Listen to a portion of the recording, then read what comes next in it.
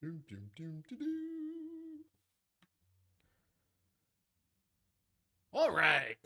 Some of you might be thinking, wow, this guy seems like the kind of man who'd turn trauma into a hobby.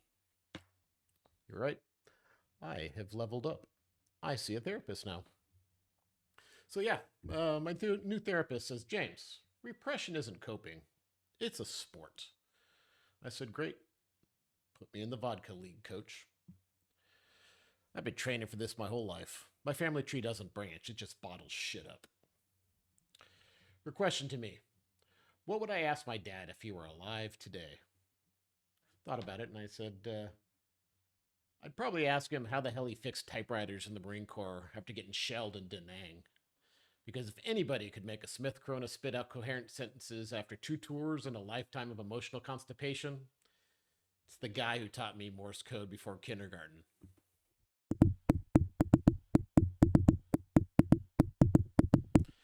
That's help in Morse code, by the way.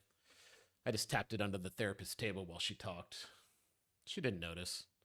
That's repression, baby. Silent but deadly. Like kielbasa gas. Slow, building pressure, and everyone pretends it's not theirs. Dad didn't really believe in talking about feelings.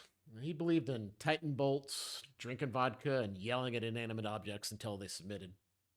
Me, I take it out on routers. I spray them with vodka, I flip them off, and whisper, one more outage and I'll ghost you harder than my relatives. Family reunions now. Just me, my dog, and the ghosts arguing over who gets the last shot of Zabruka. And my siblings already won the die first contest. I'm not saying I'm competitive, but they're not getting a rematch. Honorable mention: my grandma. She swore that butterscotch schnapps cures everything except being Polish. Lie. It cures jack shit. It just summons her ghost to whisper, hey, pass the bottle, kid. Every holiday, I do still set out an extra plate, just in case one of the dead family shows up, translucent and judgmental. Sometimes I catch myself talking to him at dinner, which is fine. I mean, it's cheaper than therapy, and the ghosts don't bill by the hour. My dog's just happy that somebody's finally making eye contact. My dog actually needs therapy as well. He humps everything. Last time Grandma's ghost showed up, that dog immediately mounted her spectral thigh and started going to town. Grandma just rolled her eyes. I did film it for my TikTok feed, though. Caption: when your family dog's kink is intergenerational trauma. Yeah.